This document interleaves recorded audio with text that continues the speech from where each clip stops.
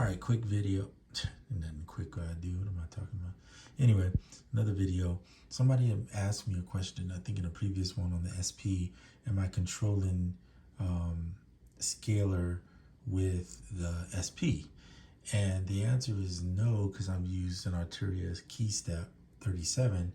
However, I will say that you can do it with the SP. The only issue is it doesn't MIDI map exactly the way you would want it to, where you could maybe skip a bank and then you'd be in the next octave or whatever.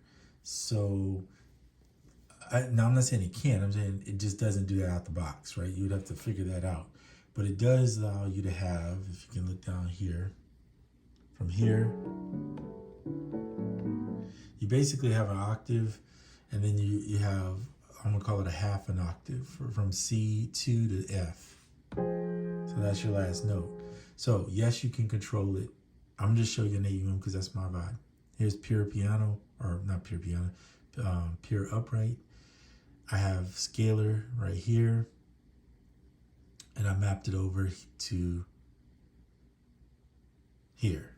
Now I'm using it as a MIDI effects. By the way, one of my favorite things about scalar is because scalar can be an effect instrument / whatever you want to call it, you technically can put scalar, if you notice right here, right underneath pure piano or pure whatever you have there. Doesn't matter, pure upright in this case.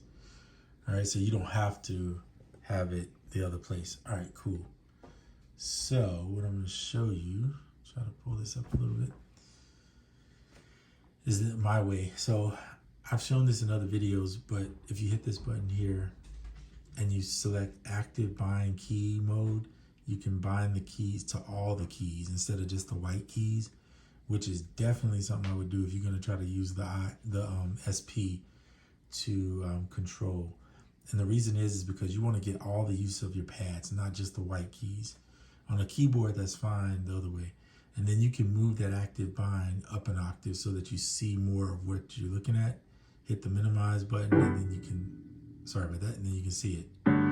Now, technically, you could, if you have an iPad, remember Scalar 2 is not on the iPhone. You would have to use Tonality. But if you're on the iPad, it's easy to just touch the actual screen and do it. But if you want that velocity sensitivity while you're hitting the pads, then on the SP would be really dope to have, right? Now, I'll show you another thing too that you can do with tonality. I think I've shown it before, but you can MIDI map the chords you come up with. So what's cool too about scalar, I'm gonna try to move this phone over so you can see it, is let's say you go through and you pick the chords you want. Let's just pick some chords.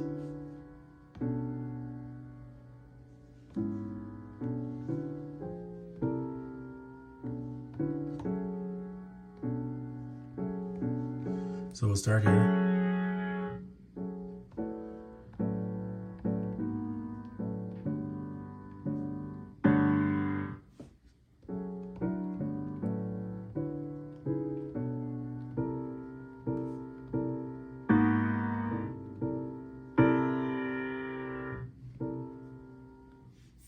Okay, we're just gonna pick 3. Technically, I would probably pick more, but whatever.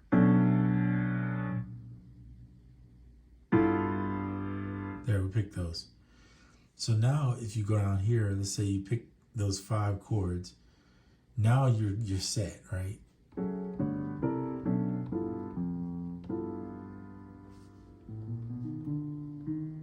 These blue indicate what scale, like we're in B minor, so they indicate what notes are in that B minor scale.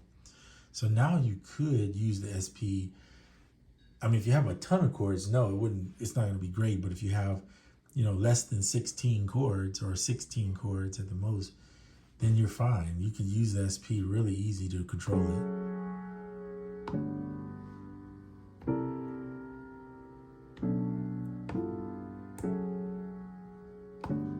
Oh, so you can see what I'm doing.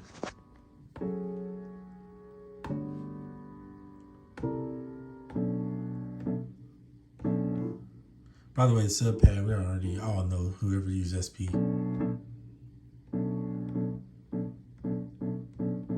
Technically, it's just playing the same last sound that you played, it's playing that. But you can also use it to choke out that pad.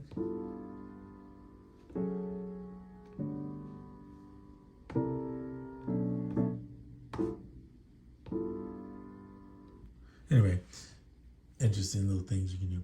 So the point is, yes, you can use it, but I would definitely create the pattern in here, bring it down here, and have it as a pattern, right? So that you can just, and I would seriously think if I'm going to use the SP, I would make sure that the, as I said, touch these three dots, make sure it's on all instead of just the white keys, so that you don't have all that space in between, and you just play those keys. And so that is pretty much it for this video. I just wanted to show that. You could play them off the iPad. You could play off the iPad and send it into the SP if you wanted to, and save, let's say you're on a track and you wanted to save this chord to 1. Let me see if I can show you this. Because technically you have in and out through the USB here. You could hit record, select this pad, and it's waiting for the sound.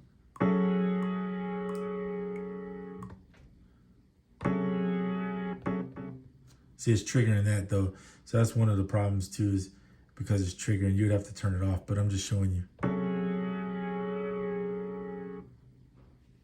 And there's your start. So you could do that, easily sample in the 5 chords you want, then disconnect it, and now you have the chords in here. And the same with tonality, you can do that with tonality if you want. Cancel that, exit out. So you could do that with tonality, bring in the chords here, which is what I would do if, is find the chords I want, bring them in here, make the music in here, and then send it back. So that way you have more control in that essence, but use this as more like a sound module to do all that extra good stuff. Let's see. Oh, you could, after you bring the chords in, I believe, I may be wrong on this, you could go into scalar at that point, turn it off. No, I'm not wrong about this. You can't do this. Go into scalar, turn off the SP404 MK2 right there, and then you could just play the chords here, record them back. Now, let me show you something. It's not on this iPad. I would have to download it. Give me a second to see if I can pick a sound here. Okay, so we're gonna go, what's a good one to use? Well, you could use Koala, which is probably the better of choices. But let's say Neon is a 4 Pockets app. Is Neon still on here? It should be. Type in 4 Pockets, I believe it is. Yeah, 4pockets.com developer. And you could pick up Neon if you wanted to. I have it already. I just don't have it on this iPad. But let's pick it up. It's a great recorder, audio editor. So there it is. And if you're in AUM, you could put, oh, let's do it. Yeah, you need to put it here. But you could pick up Neon right there. Right, hit launch. Do a sync, so now it's synced to that tempo if that's what you want.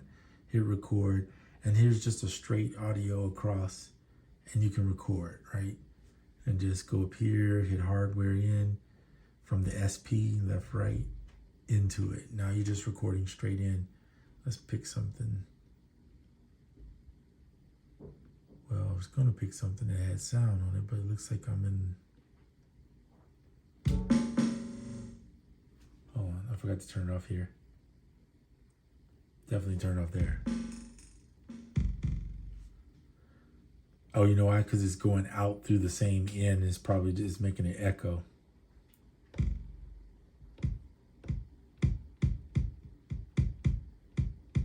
So you might, so if you're gonna use the SP as the sound card and recording, you're gonna have to turn it off here so that it's not coming out. It's basically like you're having the audio go in through the same and then come out until it's giving that little echo sound. So now if you turn that off, you could go record, press play, and you could obviously set up a count in if you wanted to.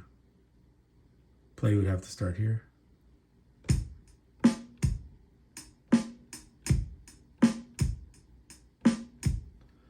Okay, hit the record stop, and then you could select from here to here. I'm just making this up, by the way. Obviously, Koala is a little bit easier in my opinion. This is more like if you, let's say you had a final product you wanted to put out, you want to record a live mix of it, I would use Neon for something like that, or maybe a bass line or something.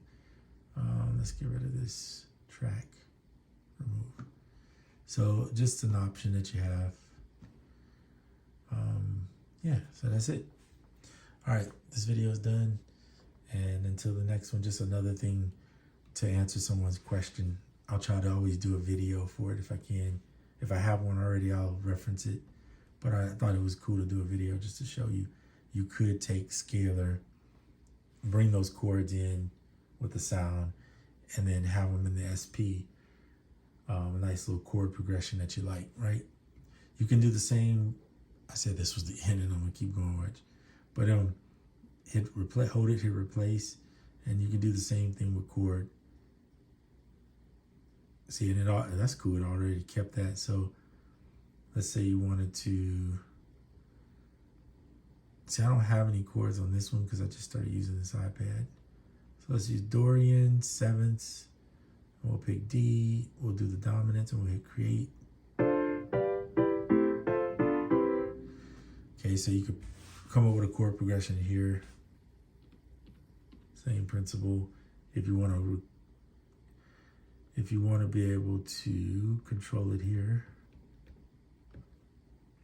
This is how you MIDI map. I should have showed you this already. Hold on a second. You can see that. I think I've shown this before, but if you hit this little square, you see these dots here? So it'll allow you to MIDI map it how you want. So if I hit there, I can hold it and touch the pad.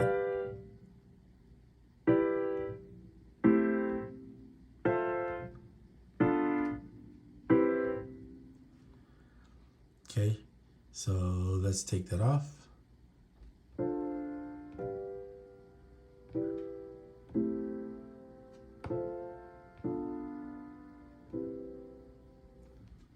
Just that easy. I think it's easy. I mean, obviously Scalar has more chord selection, has a lot of other options to help you get going. But if you don't have that and you have an iPhone, to me, Tonality is like top notch. It's only second to Scalar because Scalar has more backing as far as people behind it. But Bryce has done a great job on Tonality, so don't sleep on it. You can bring chords in, you can do all those type of things. You can even adjust if you go into settings. You can adjust the randomized velocity feature, the randomized note velocity.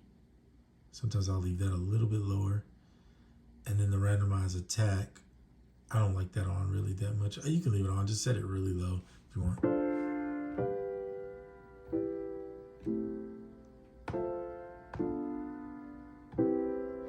So now it sounds a little bit not so sterile. I call it sterile when it's real bland like that. But anyway, and remember I've shown you guys the 1, 2, 3, 4, 5, 6, 7, and these are the dominants on this dominant seventh chords on the side. So yeah, tonality, scalar, whichever you choose to use, AUM, whatever DAW, it doesn't really matter. Just use what you like, but know that you can use the SP to control it. You can also bring those chords into the SP and then play them through the SP to make a song that way. I used to do that with Koala all the time.